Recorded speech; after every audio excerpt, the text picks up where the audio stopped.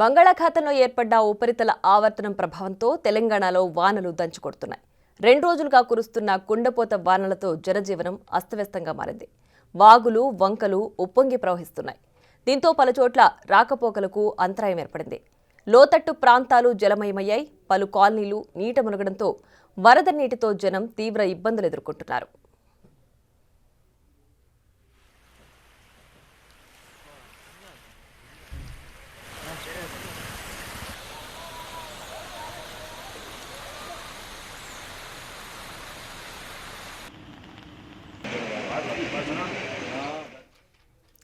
నిజామాబాద్ జిల్లా మోపాల్ మండలం మంచిపల్లో అత్యధికంగా 15.7 సెంటీమీటర్ల వర్షపాతం కురిసింది. నిజామాబాద్ జిల్లాలో చాలా ప్రాంతాల్లో అతి భారీ వర్షాలు కురిశాయి.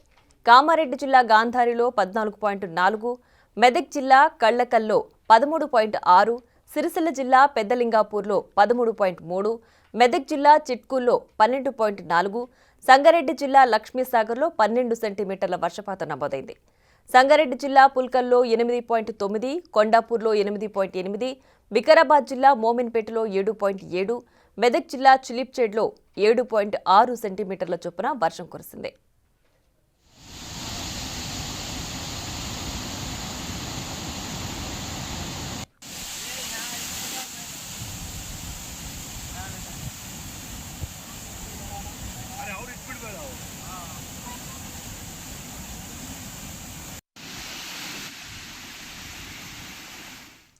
కరీంనగర్ జిల్లాలో భారీ వర్షాలు దంచుకొడుతున్నాయి. లోయర్ మానేరు డ్యాంకు వరద పోటెత్తడంతో 50,000 క్యూసెక్కుల నీరొచ్చి చేరుతోంది.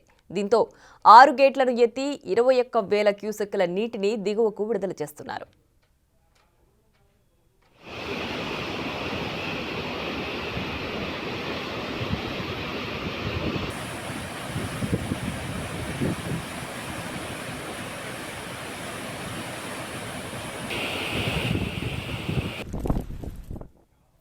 ఉమ్మడి నిజామాబాద్ వ్యాప్తంగా కుండపోత వానలు కురుస్తున్నాయి. దీంతో వాగులు, వంకలు ఉప్పొంగి ప్రవహిస్తున్నాయి. ఇక నిజాం సాగర్ ప్రాజెక్టుకు 29,800 క్యూసెక్కుల వరద నీరు వచ్చి చేరుతుండటంతో 4 గేట్లు ఎత్తి దిగువకు అంతే మొత్తంలో నీటిని విడుదల చేస్తున్నారు అధికారులు.